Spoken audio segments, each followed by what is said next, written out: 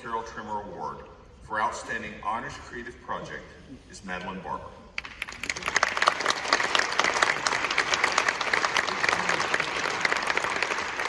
Maddie's going to come up and tell us a little bit about her project.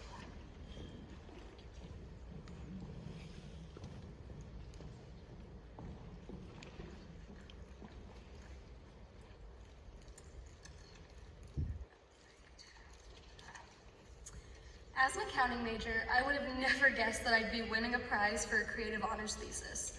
I had figured I'd probably write a research paper over something related to my major, but that changed throughout the course of my honors college experience and the thesis planning process. I began my honors college classes with the humanities sequence with Dr. Matthew Hartman in fall of 2018. This is where I was introduced to the concept of reacting to the past. Reacting to the Past is a series of games that focus on historical conflicts through the medium of roleplay. This concept was created by Mark C. Carnes, a professor of history at Barber College, and it has since spread to countless classrooms across the world since it was first shared in 2001. These games serve as a way to teach history and debate skills through throwing students into the past in various roles and situations that they might not be familiar with. Students must come up with their own arguments in the context of the time of the game and the views of the character which they have been given to represent. Through this immersion, students experience what it may have felt like to be in that moment fighting for various causes. In my experience with these games, it has helped me to understand more about how discussions may have played out and how history could have ended up differently.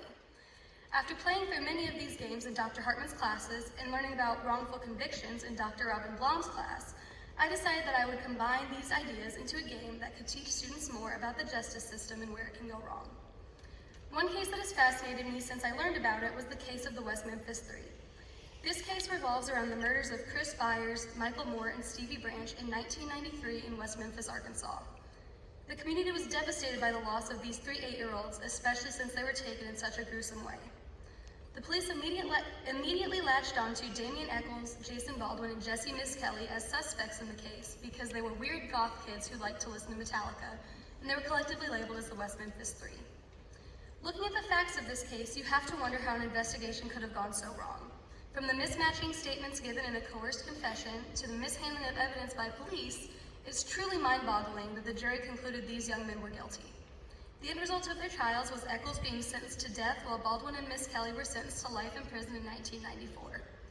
In 2011, upon the discovery of new evidence and the possibility of a new trial, the West Memphis Three were released from prison in an Alford plea. This means that they pled guilty while still maintaining their innocence. My thesis is composed of a student gamebook and an instructor handbook.